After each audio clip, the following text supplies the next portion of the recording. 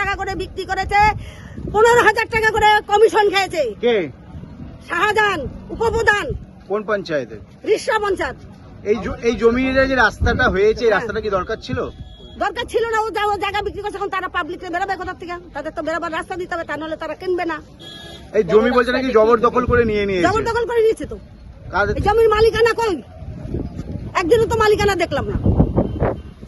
আমি আজকে 1949 সালে বাড়ি আমার, আজ পর্যন্ত আমি কোনোদিন জমির মালিক দেখি। এই তৃণমূল করতো বলে কি এত সাহস? তৃণমূল বলেই তোর গাছ চাল বেশি, একখান ছাড়া 4খান বাড়ি, 4খান ছাড়া 5খান বাড়ি করছে। এখন কি চাইছেন আপনারা? পুলিশ তো ধরে নিয়ে গেল। পুলিশ ধরে গেল, পুলিশ তো আমাদের সাথে হুজ্জতি করলো। কি চাইছেন আপনারা? আমরা চাইছি ওকে শাস্তি, কঠোর শাস্তি হোক। আপনার নাম? আমার নাম মায়া রায়।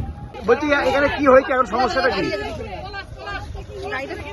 এখানে সমস্যা হচ্ছে, এখানে যে রাস্তাটা করেছে এখানে কোনো জনবসতি নেই, তার সত্ত্বেও এখানে রাস্তা করে অন্য জায়গা থেকে নোংরা নিয়ে সেখানে ফেলা হয়। এখানে মানে জনবসতি নেই, অথচ রাস্তা করেছে কিন্তু জল নিকাশির করেনি। এই রাস্তা কি এখানে দরকার ছিল? না, কোনো দরকার ছিল না। এখানে মানুষ বসবাস করে না, কোনো মানুষ বসবাস করে না। তাহলে কেন রাস্তা করলো?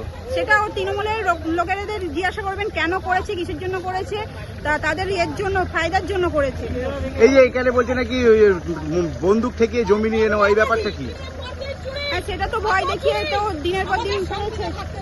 ভয় দেখিয়ে তো দিনের পর দিন তো করেইছে। জমি নিয়ে নিয়েছে।